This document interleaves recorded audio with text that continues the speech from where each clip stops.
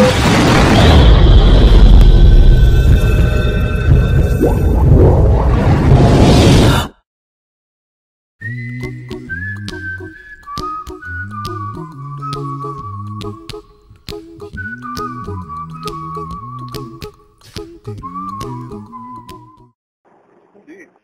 are your subordinate to you in terms of working as a team.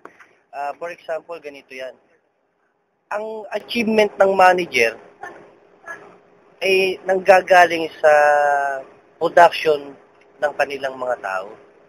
So, ang tao ang nag-upload ng kalidad ng trabaho ng manager at yung kanyang achievement. Kasi magre-reflect lahat yun eh. For example, halimbawa, meron kayong coverage sa labas. Then, successful. Ang merit niyan is to going to the manager. Then, the manager will be the one to say dun sa subordinate niya na good job. Ganun lang kasimple itong number 2. Describe the situation wherein your team was successful. Siyempre, yung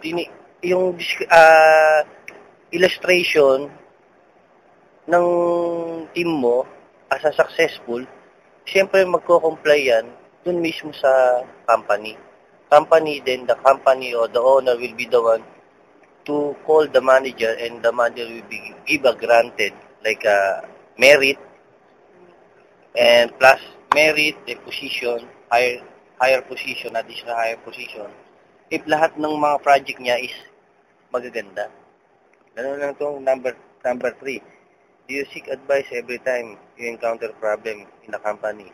If yes, to whom? Advice is to prevent a failure ng project. Pag hindi ka nag-seek ng advice as an engineer to the higher position,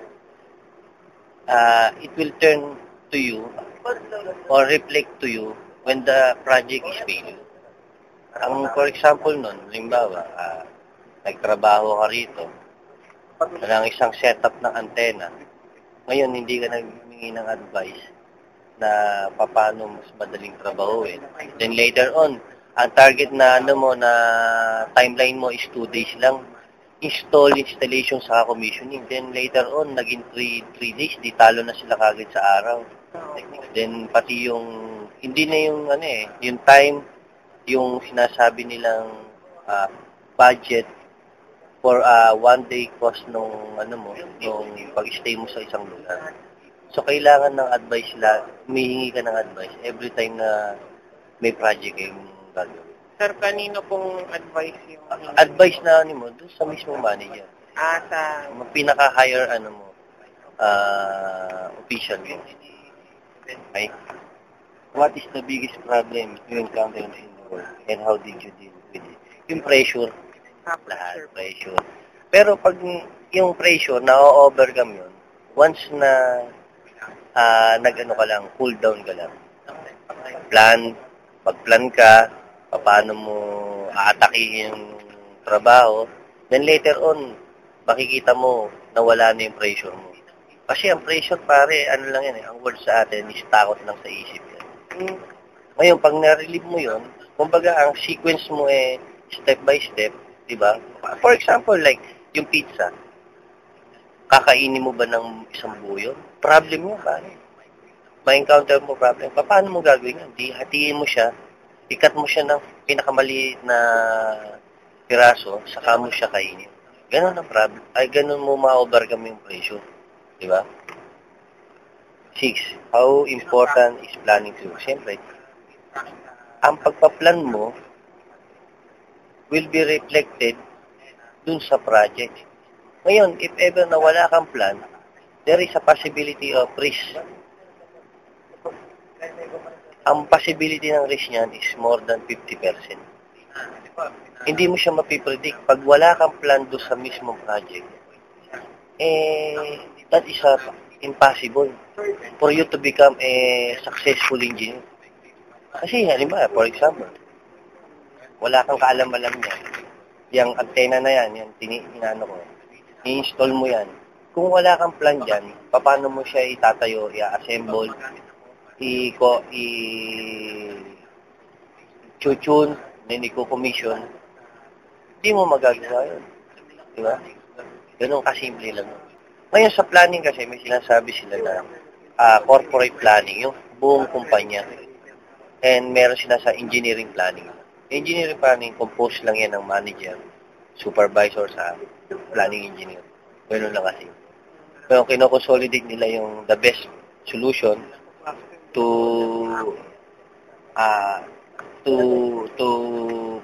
implement para do sa project. Ganun lang kasi. How did you motivate your subordinate?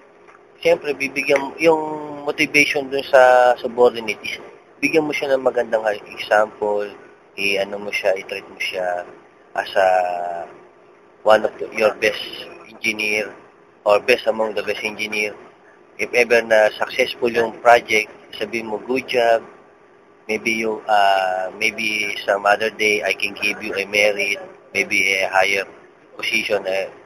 Ganun ba? I will write a letter to the highest official or the general manager or vice president or president that your position maybe for example promote you to another step or another level of this section. And last is, what is the thing you consider every time you make a decision? Ang kung you consider lagi dyan, yung the best na kinosolidate nyo para mabuo yung isang project. Kasi ang word dito what is the thing you consider every time you make a decision? Siyempre yung the best talaga. Para matapos mo isang project at ma-implement mo siya. Yung best decision niya, yung walang hassle. Kasi pag may hassle kasi isang project, yan na lumalabas yung sinasabi nila mga risk. Yung risk niyo, hindi mo mapipredict yung kung anong klaseng risk yun. Like, halimbawa, for example, problema mo yung budget. So, one of budget also consider as a risk factor for your project. Ano kasi yun? Kaya yung iba talaga, ginagawa, bago mo atakihin ng isang project, kailangan na consolidate mo na yung mismong yung budget, sino yung tao, paano kayo pupunta ron, at paano kayo mag-start, at hanggang sa huli. Kasi pag nagkaroon ng accident o incident doon sa trabaho, that is a failure. Kasama sa risk yan. Diba? Yung timetable mo, kailangan masunod yun. Hindi pwedeng late ka, kailangan mas better is kung mas maaga ka. Kasi pag late ka na, that is a problem. You will add an additional budget. Diba? Money. Diba? Kung 10 kayo, siyempre, 10. Kung sa isang araw yung meal, 250. Di additional yun. Pero pumapasok kayo sa contingency mo, yung contingency, yung sinasabi mong allowance na binibig sa budget mo. Kumbaga, allotted yun.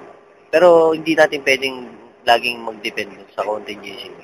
Kasi pag ganun ng ganun, nangangahulugan, hindi tayo accurate dun sa sinasabi ng planning natin. Ang assurance kasi dyan is to finish everything without accident or delay sa work, ganun, di ba? Ganun kasimple lang yun. At yung project na gagawin nyo ay magiging maganda kung yung kinonsider nyo lahat ay hindi nag-reflect dun sa mismong time na nagtatrabaho. Look at me, I'm happy.